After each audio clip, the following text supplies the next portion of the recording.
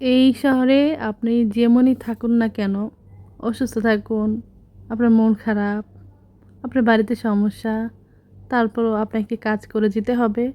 আপনার মনোবল একদম হারালে চলবে না। এখানে আপনাকে দুর্বল হলে চলবে না।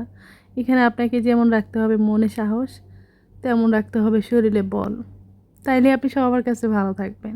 আসসালামু আলাইকুম সম্মানিত দর্শক, সবাই কেমন আছেন? আশা করি ভালো আছেন। আমার এই ছোট চ্যানেলটিতে আপনাদের আসার জন্য অসংখ্য ধন্যবাদ। আর আপনাদের কাছে একটা রিকোয়েস্ট, এই মুহূর্তে যারা আমার ভিডিওটা দেখতেছেন অবশ্যই ভিডিওতে একটা লাইক করবেন, সুন্দর একটা কমেন্ট করবেন, আর অবশ্যই আমার চ্যানেলটাকে সাবস্ক্রাইব করে যাবেন। আপনার একটি কমেন্ট, আপনার একটি লাইক আমার ভিডিওটা এগিয়ে দেবে অনেক দূর, অনেক মানুষের কাছে পৌঁছে দেবে।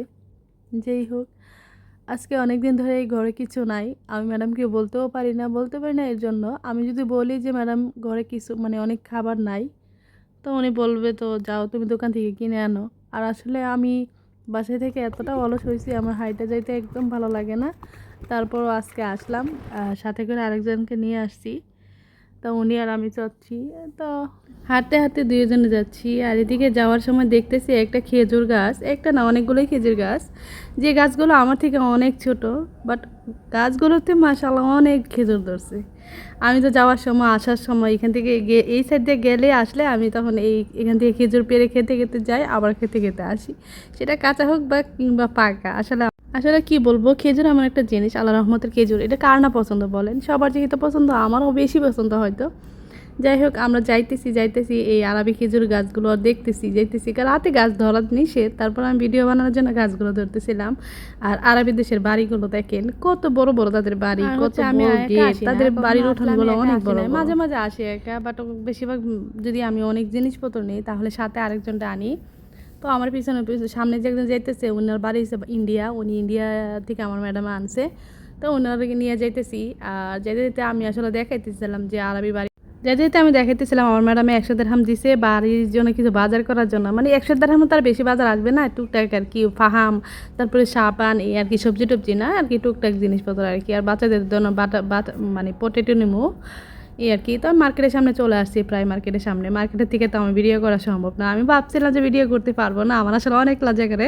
তো যেহেতু আমি ক্যামেরাটা একটুখানি উঠাইছি, বাজার দোকানে যারা ছিল তারা মানে হাত তুলছে, কয়ে আমাদেরকে ভিডিওতে মানে ছবি সেলফি তুলেন আমাদেরকে তুলেন, এই আর কি। যাই হোক, তাদেরকে নিয়ে আসলে অনেক একটুখানি ভিডিও করলাম। আর আমার সাথে যে ছিল তারা বলতেছে যে চলো আমরা কি কিনবো, তাড়াতাড়ি তারা কিনে চলে যায়। ম্যাডামে আবার বেশি দেরি করলে বকবে, মানে আমার যাওয়া যে সময়টা লাগে সেই সময়টাই। আর মাঝখানে আমি বাজারে আসলে খুব তাড়াহুড়ো করে বাজার করি, কারণ হইতেছে যে আমার আবার রান্নাঘরের কাজ, অনেক কাজ থাকে এর জন্য। তো যা প্রয়োজন ছিল সব আমি নিয়ে নিছি আমার নিজের জন্য, আর ম্যাডামদের জন্য কিছু প্রোডাক্ট নিয়েছি। তো আমার বাজার করার প্রায় শেষ, বাসার দিকে চলে যাচ্ছি। আর আপনাদের সাথে শেয়ার করতেছি, দেখেন এই রাস্তা এই দেশের রাস্তাঘাটগুলো কত সুন্দর। আমার বাড়িতে যা কিছুই লাগে প্রয়োজন মতো আর কি, বড় কিছু জিনিস না হলে আমরা দুইজন মিলে এই মার্কেট থেকে এসে নিয়ে যাই।